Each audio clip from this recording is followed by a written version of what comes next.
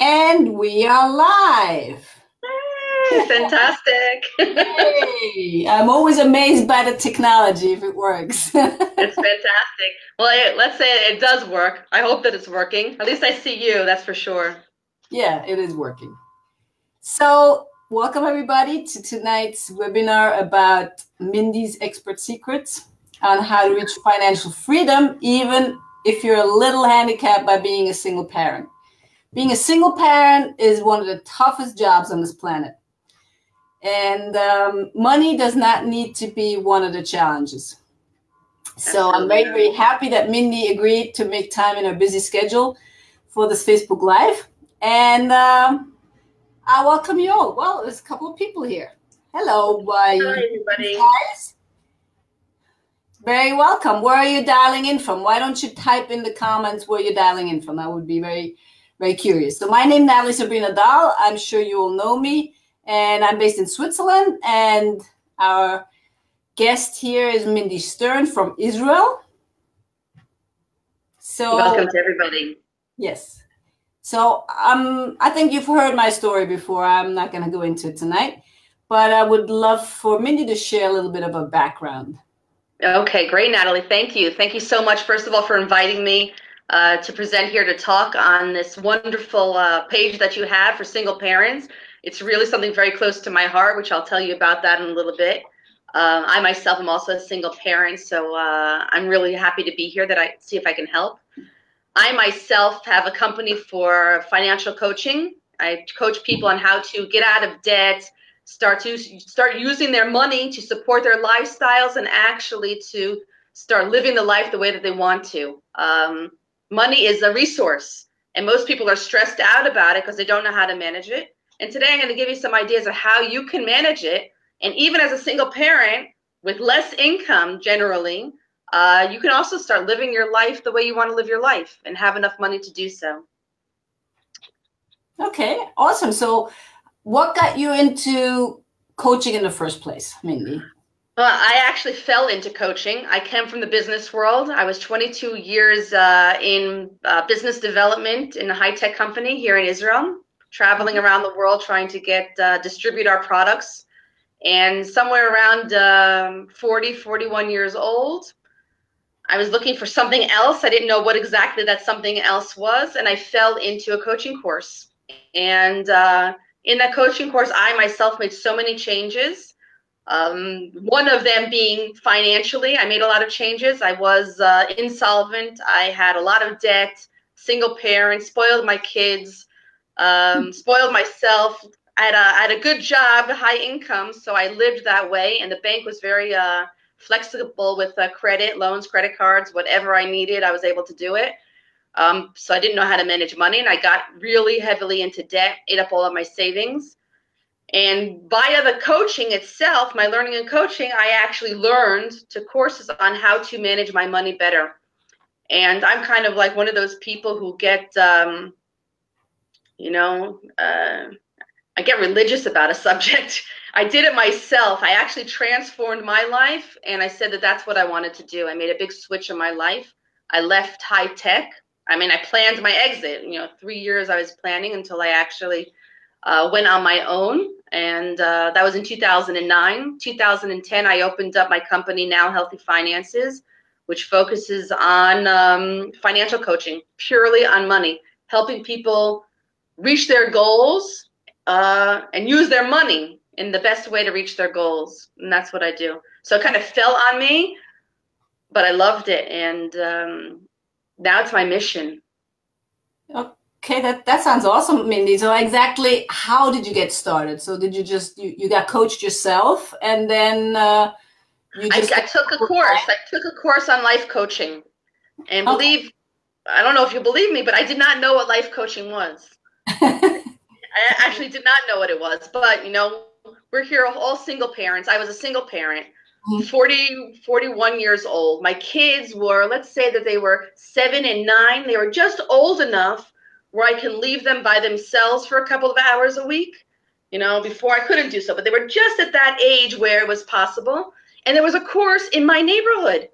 I figured, okay, I don't know what I'm going to do at the next stage of my life. If I were to stay in in high tech, my next stage would be to be vice president of marketing, sales, and business development. But vice president meant that I would have to give a lot more hours than I was already giving, and I wasn't willing to do that because I'm a single mom. You know, who's going to take care of my kids if I'm working till 7, 8, 9, 10 o'clock at night? Mm-hmm. So this just came up, this coaching thing, and I went. So I loved it. So I did another course in coaching. I did master coaching. And then I did a course on financial coaching, and I liked that, and I got out of debt, you know, really quickly. About 3 months, I was really doing well financially. You know, I was able to plan my exit from high tech. So then I learned how to invest my money. I learned how to work in the stock market. I learned about real estate investments. Then I got really involved in personal development. So since I'm now 52. For the past 10 years, for the past 10, 11 years, 12 years, I have been learning from the best, developing myself, and whatever knowledge I get, I implement in my life, and then I teach other people how to do it and their life easy. So it took 10 years to get where I am today. My clients, it takes them 1 year. I work with them for 1 year, and they go through the whole gamut of getting control of their money, starting to make their goals, have enough money to make their goals. They're living a better lifestyle and starting actually to get savings and start to invest within a year. It doesn't need to take 10 years. Within a year?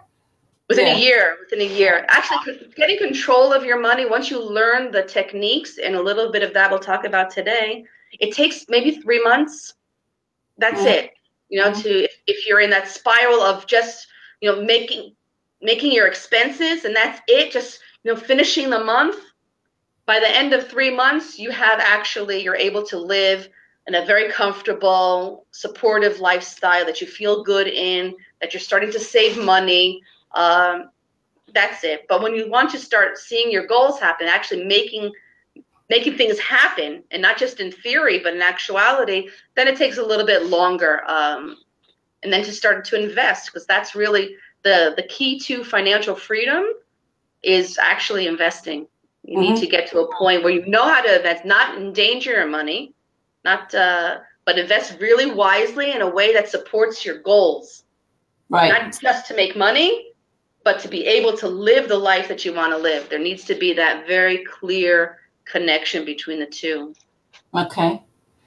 Sounds very logical. So can you give us a rough estimate of, over the past 10 years, how many people about did you help to reach their goals financially? We have a couple of ways that we work with people. We focus primarily on families, any kind of family, you know.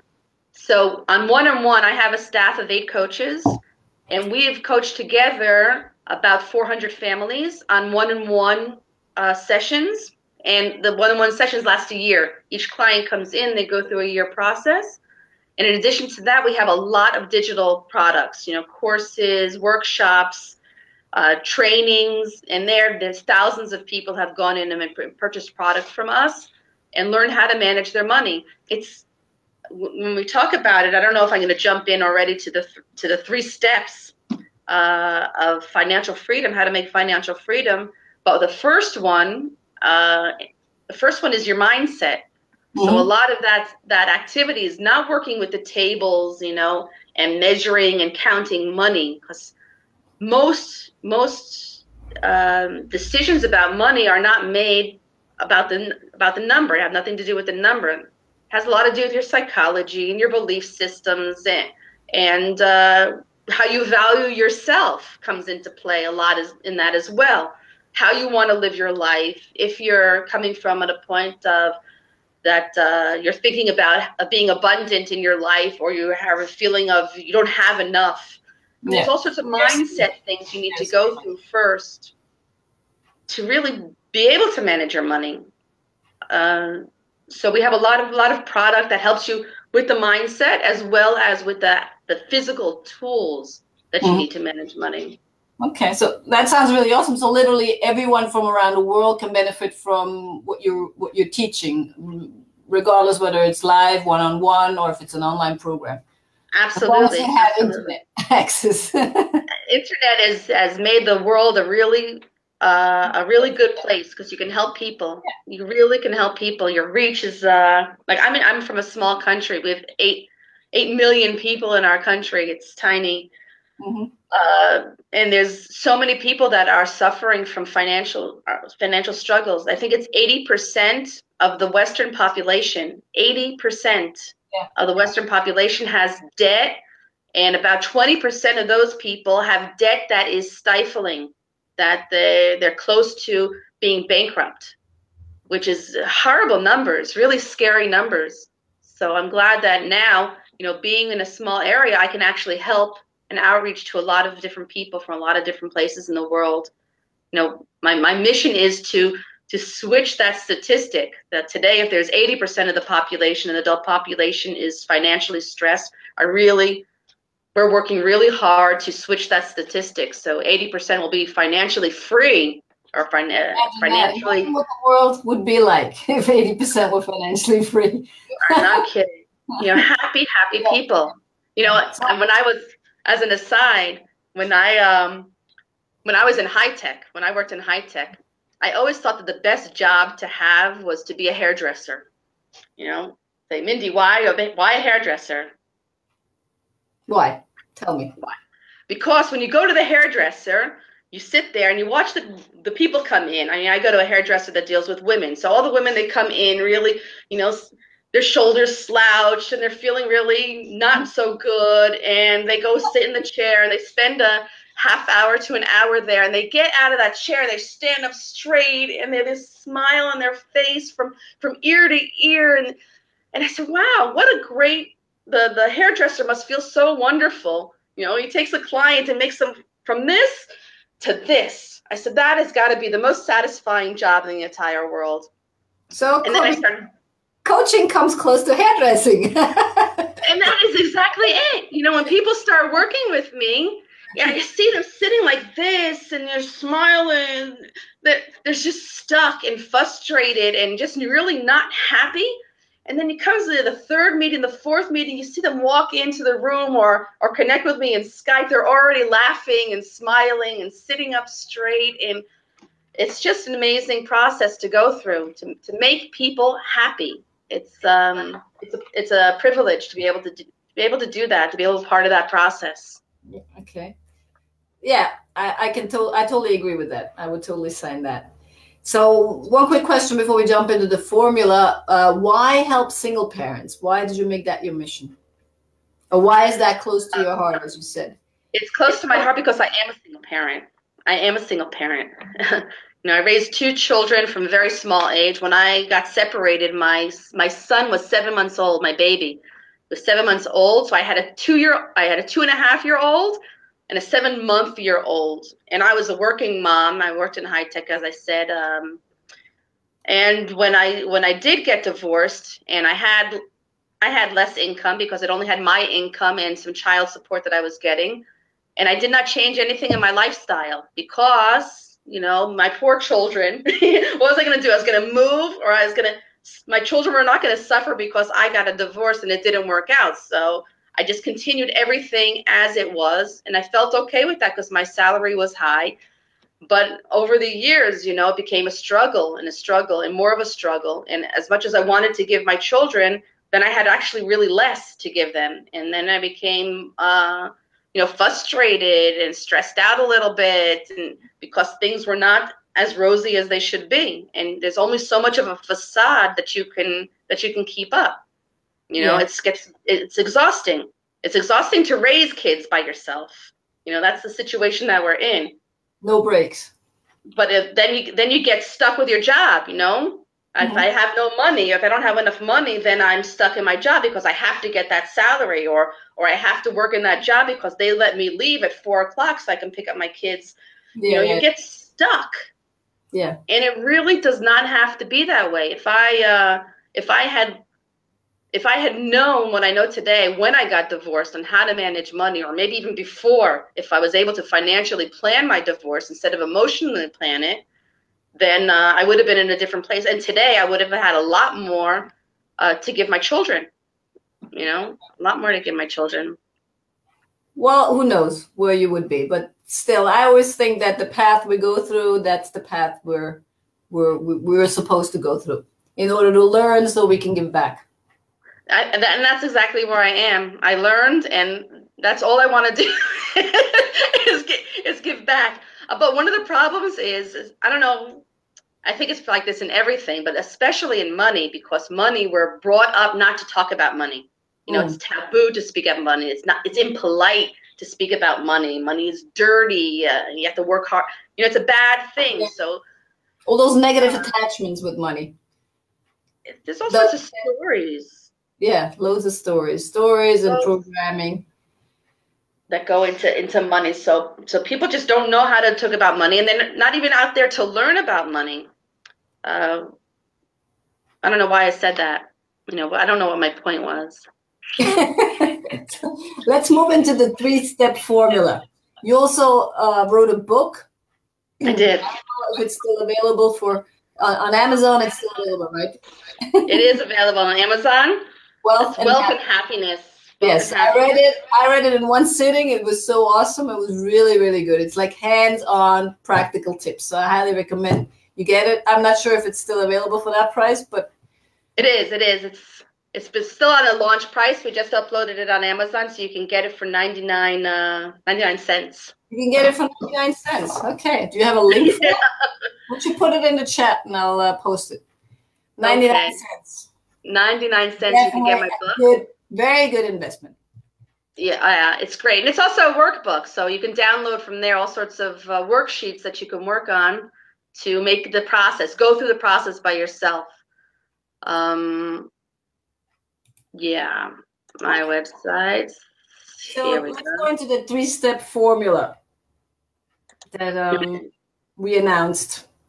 I'm just going to put here in this chat. Let's see if I can do that. Oh, there you go. Okay, cool. I don't know if it went to everybody or it went just to you, Nathalie. I'm putting it here now. There's this cool little thing where I can post it. Here. Ta-da! Yes, thank you. Okay, so there's actually three phases, I'm going to call them. There's 3 phases. The first I already mentioned, that's actually your belief systems and your behaviors.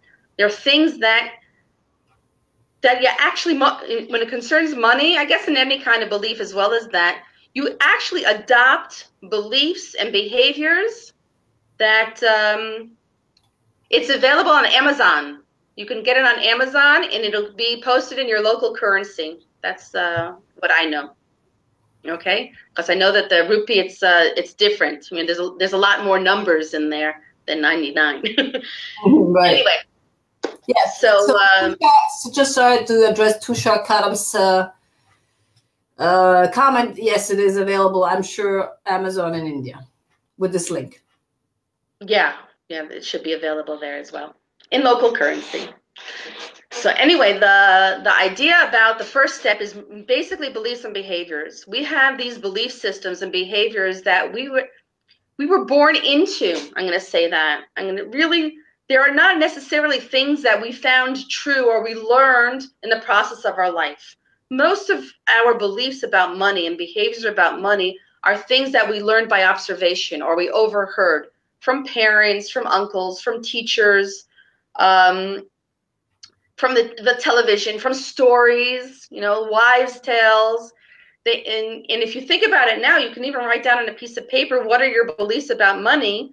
A lot of negative things are going to come up. You have to work hard for money, and money doesn't grow on trees, and money is dirty, and all sorts of things come up. Money, the more money you have, the more pressure you have, or that you don't know how to deal with money. There's all sorts of stuff going on in your head. Now, that kind of stuff, when it's in your consciousness or in your subconsciousness, it really affects your behavior. So if you think, not knowingly, unknowingly, in your subconscious, if you think that you have to work hard for money, most likely you are going to have to work hard for money.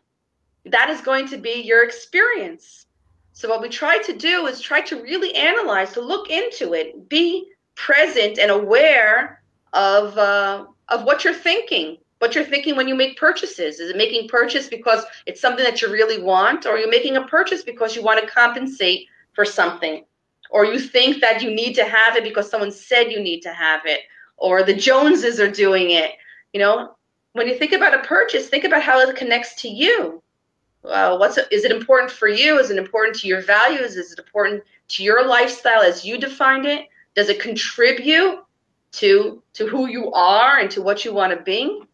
And those are not the things that people are aware of. Usually, when dealing with money, people don't deal with money. What happens is that all of a sudden an expense pops up and there's no choice and you pay for it. Then another expense pops up and there's no choice and then you pay for it. You know, and that's how it works. Something comes up, or your kid needs a new school shirt or needs sneakers, so comes up, you go and you pay for it, or you have to fix your car. You're constantly in reaction mode. Oh, constantly. Instead of thinking, okay, I'm going to have to buy my kids sneakers, or I'm going to have to fix my car, or I'm going to have to buy clothes at some point. So how am I going to plan to do that? Let's think about it. What kind of clothes do I want? Where do I want to buy my clothes? I mean, what are my needs? And not be all sorts of reactive all the time. So the first step of it is just being aware of what your beliefs are about how you make decisions to buy things, how you want to make decisions to spend money, to even realize how much you are spending each time you're spending it. Sometimes I do an exercise with my clients where I ask them just at the beginning to write down every expense. And they say to me, no, but I can see it in the bank, or no, I can see it on my Visa bill, you know. So just do the exercise, you know, just for a week's time. Every time you purchase something, whether it's, you know, €1 or 10 cents or €100, it doesn't matter. Just jot it down. And just that awareness affects how they spend money. Mm-hmm. Because we're not aware of what we spend money on, because we're always reacting. So I'm not saying make any changes necessarily, but just be conscious of it. Mm-hmm. You know, be aware. Yeah, and then awareness. Yeah, very good. The first step is your awareness, your mindset. If you have beliefs, like there's a lot of people, you know, Israel comes from, it's very kind of socialist. It was built on this socialist model, you know. So the people who came here, this real core of the socialist movement that came here, had this really bad feeling against rich people. You know, rich people had to step on the poor people in order to get their money, or rich people they took advantage, or they actually cheat and they don't pay their taxes, and that's why they're rich, and you know, all these things against rich people. So I'm going to ask you, if you think that rich people are mean, cheaters, thieves, why would you want to be rich? I mean, who would take any kind of... That's contradictory. So you're not going to be rich because you don't want to be that person that you think. You don't want to be that person. Yeah. That's very, very interesting. I mean, I teach sales a lot, so in sales it's the same thing. So if you think all salespeople are sleazy, they're no good, they're out to get you, they're trying to pull you across the table and cheat you, then you don't want to sell. You don't want to be that person. Yeah, you don't want to be that person, and your business dries up if you don't sell. Absolutely. Okay, so that's the first step. That sounds really logical, and it makes a lot of sense. And more details on the mindset are found in your book.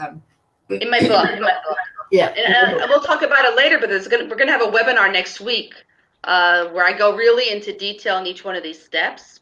Mm-hmm. The second step is actually the tools. You need tools to manage money. You know, it's mindset is one thing, but actually, what do I do with the numbers? How do I look at the numbers? And I have here, you know, there's a booklet of tools of how to manage it. There's actually 5 different types of tools that you need to go through in order to manage your money. One, you need to know what your net worth is today, mm-hmm. where you're starting. Because if you manage your money well, the idea is not to just finish the month and have enough money for your expenses, but it's to create wealth. To build more. So if you want to create wealth, you need to know where you are today.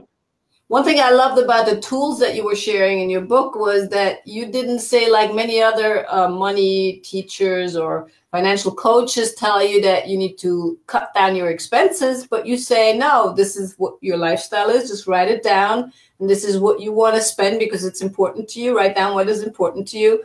And then make sure you have more than that in income so you can exceed your expenses. And I love that because I'm a spender, to be honest. I love to spend, and just the thought of cutting everything down makes me feel so constrained. But your teachings are the total opposite. No, when we would start building budgets and working with money, the whole thing we do is try to support your values, support your lifestyle, support your goals. Those are the light, the laser that we direct on. You managing the money is the tool you need to live the life that you want to live. And you want to live your life maybe a little bit different than I do, and someone else wants to live it a little bit different. We all have different values and different expectations of ourselves. So I say generally, you know, one of the steps, there's 5 steps to the tools of managing. The third one is actually your budget. But the budget, what I say is that whatever you spent money in the past, you're going to spend money on also in the future. So these conventional money gurus will tell you, like you said, well, cut this expense. You can't go to restaurants and you can't go to shows anymore, and you can't go on vacation because it's irresponsible. And I say, no, absolutely. If you've gone on vacation in the past, you're going to go in the future. And I want to help you have money to do it, because when you go in the future, what do people do? They pay in installments, or they take loans or credits because they're going to do it. Because that is their lifestyle. That's what's important to them. It's like a diet, you know. You can cut down, cut down, cut down, and cut down. And then after a while you say, you know, enough. You know, I'm going to have, you know, ice cream or the chocolate cake just to feel like a normal person. And the same thing happens with money. So I would say it's going to happen. You're going to go to restaurants. You're going to go on vacation. You're going to, I don't know. I like takeaway, you know. I'm a single parent. So takeaway was a big part of our life because also I work. And other people might say, you know, that's not for them, and that's okay. But for me, I had to have a nice budget, be able to take my kids on a dime and let's go eat someplace because I didn't want to cook. You know? Yeah, makes perfect sense. Okay, so what's the third step after you manage the money with the tools that you're going to reveal in the webinar and also in your book? What is the last step, the final step? The final step is actually the most important. Once your money is under control, and that's step 2 with the tools. Once your money is under control, what you want to do is start living your life. You know, you control your money to support your goals. So the third step is really clearly defining what your goals are, not just next month or this year. You know, what your goals are this year, in 3 years from now, in 5 years from now, in 10 years from now. What wonderful things do you want to be bringing into your life? And here the trick is to not give up ahead of time. There is nothing that is impossible, or everything is possible, as long as you have the courage to write them down on a piece of paper and start planning to do that. And there's 2 ways to meet your goals. One is through savings in what's in your budget. There should always be a little bit of savings. But more important, that savings starts to build up, you need to start investing it. You need to start investing in a way that supports your goals. So, you know, investment, it's a whole big story, and it's very important to do it very well because you can lose a lot of money. But in order to really be financially free and really bring those big, wonderful things. I'm not talking about the small, you know, the yearly vacation or the restaurant. I'm talking about, you know, I had a client who wanted a yacht. And until I got him to a point where he even wrote it down on a piece of paper, he thought it was so irresponsible and unachievable that he really didn't even want to write it down. But after I got him to write it down, about 2 months afterwards, he comes into one of our meetings with his big smile on his face. His name is Amir. I said, Amir, what's up? So he said, you'll never guess what I bought today. I said, what did you buy? After 2 months of coaching, he bought himself a yacht. 4 months, he bought a yacht. However, I'll tell you, when he was thinking about his goals, he was thinking, okay, a yacht would cost him, I don't know, about 400,000 euro or 300,000 euro, a new one. But because he wasn't open to the idea, he closed himself off to it. He wasn't also open to opportunity. So once I forced him, really write it down. How much would it cost? What would you do? Then opportunities come up, and he actually bought a yacht with a group of friends, not by himself. Yeah. There was an opportunity to buy a used yacht with a group of people, but it's his, and he has access to it all the time whenever he wants it. Wow, that's awesome. Also, not the whole expenses go onto his budget. They don't go, and it's affordable for him, and he has his yacht. Instead of being, with that mindset, no, it's impossible, no, it's irresponsible, and then he might have been able to have that opportunity before if he had been aware of or opened himself up to the possibility. So I'm saying that nothing is impossible once you get control of your money and start planning, put it out there. And there's of course, there's technique to do it, but that's it. Because your money is not to have you survive. Okay, you don't mean just finish the month, get your expenses paid. Yes. You work hard, and people work a lot of hours. They spend a lot of effort to make a living. And I believe that the money that you bring home should be used in the best way possible to support you, make you feel good, let you have the lifestyle that you want to live. And it's absolutely possible for everybody. Even single parents who bring home a smaller income than a family together, and it goes on both sides, because let's say a woman, she has her income from her job plus maybe child support or alimony, depending on what country she lives in. But the man also has his salary. He's got to pay out as well, and I'm sure there's also split expenses. So both homes actually have less money. Both homes have less money. I'm not going to get into the debate of who suffers more or less, because it's not an issue. The issue is that both of the couples are living a lesser life. Yeah, because they have to finance 2 homes, two apartments, 2 times furniture. Yeah. So it's difficult for everybody, the male and the female, but it doesn't have to be. With a little bit of planning, a little bit of work on your mindset, you can actually start living again, and you can start, the second stage of your life, also a new relationship. You can start that on a better footing, more fulfilled, more satisfied. One of the top reasons people and couples fight is money. Do you know that 70% of divorces are financial backgrounds? Wow. I didn't know the number, but I knew it was high.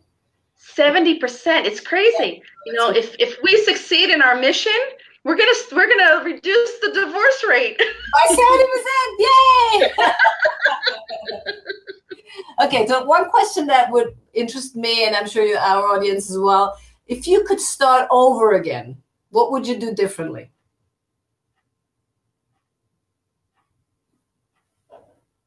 And that's a hard question. In what regard would I do differently? Well, in terms of money management, probably in terms of becoming financially free, in terms of struggling with money, what would you do differently? What is the single most important thing that you would recommend single parents to do? Learn. To not be afraid of money, to know that there are people out there who know about it, who are successful managing money, who know how to do it, and who know how to invest. And I think that it's really important to learn. Don't speculate. I have a lot of people out there who say, oh, someone says this is a great investment, and they invest in it and they lose a lot of money. So do not speculate. Go to people who know, who have proven track records. Don't just teach it, but live it, and learn quickly. And really do it hand by hand with somebody who knows. That's it. That's what got me. It wasn't enough for me to do it academically, to learn how to do it. But there's actually someone held my hand and took me through the whole steps to get things done. And now I'm invested in, very well invested all over the world. I'm working now. I'm financially free, and I'm working because I love what I'm doing, and I really want to help people. And this, we were talking about this earlier today, Nathalie, on mission first. Right. Yes. So hence the book for 99 cents. Yeah. Totally ridiculous. Okay, well, that sounds awesome. It's exactly what I experienced as well, because it didn't happen for me until I started getting coaches and I started getting help, because I was trying on my own for 20 years and it got me someplace, but not really where I wanted to be. And even if it gets you someplace, a lot of times it's struggling and it takes a long time. It takes very long. Yeah. It took me 20 years. And the last 2 years were like, I don't know, I don't even know how many times I increased so. Listen, and putting money aside, time is our most important resource. Do not waste your time, and especially don't waste your time struggling. Trying it on your own and trying everything yourself and going wrong direction a couple of times. Yeah. Reach out and ask for help, because, especially about money, nobody ever taught us about money anywhere. Yeah. And mostly also our parents didn't also, because they didn't know. And it wasn't polite to talk about money. It was shoo-shoo at home. Who knew what's going on? So don't be afraid to ask. And you're not alone. No, 80% of the population. Yeah, exactly. I don't know if that helps you or hinders. Anyway, learn with anything. You want to do something, save time, learn from people who what I call walk the talk, people who live the way that you want to live, not people who just teach it. Make sure that there are people who are actually living in their daily life the kind of life that you want to live. So if we want to learn more, Mindy, what's the next step? You mentioned the webinar. When's that going to take place? We're going to have a webinar next Wednesday. It's Wednesday the 25th at 8 o'clock Central European Time. And in the webinar, you gave me a link here. I'm going to post that.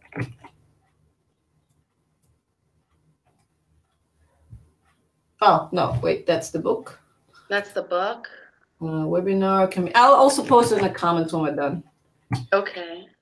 But the webinar itself, I am going to go into detail. It's going to be an hour. I can say even put it in your schedules for even up to an hour and a half, because I want to make sure that you get it. There'll be opportunity also to ask questions. We're going to go into detail on the 3 steps that we outlined today. Really how you can do it, actually do it, and see what your options are, because I really want to help. And again, this community of single parents is very close to my heart. If I can help a single parent be a satisfied parent and be able to be focused on your children instead of on your pocketbook, I would be really honored to be able to do that, to help you with that.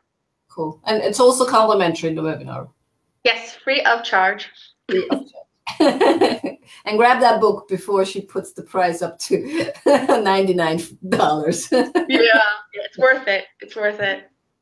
Okay. All right. So any final last word you want to tell our audience? No, just know that there is a different way. There's a good, healthy way, healthy finances. There's a good way to manage your money that supports you. And it's not a matter of how much you earn. It has nothing really to do with how much you earn. It really has to do with how you plan to use that money in the best way possible. So sign up for the webinar next week. You'll get a lot more information. You'll be able to actually start making real changes in your life afterwards. Cool. Awesome. I can't wait. I'll be there for sure. Great. All right. Well, Mindy, thank you so much for sharing all your knowledge with us. And my pleasure. Thank you for having me. Especially. And for writing this awesome book. And just for being here and helping and giving back and supporting us. Thank you very much.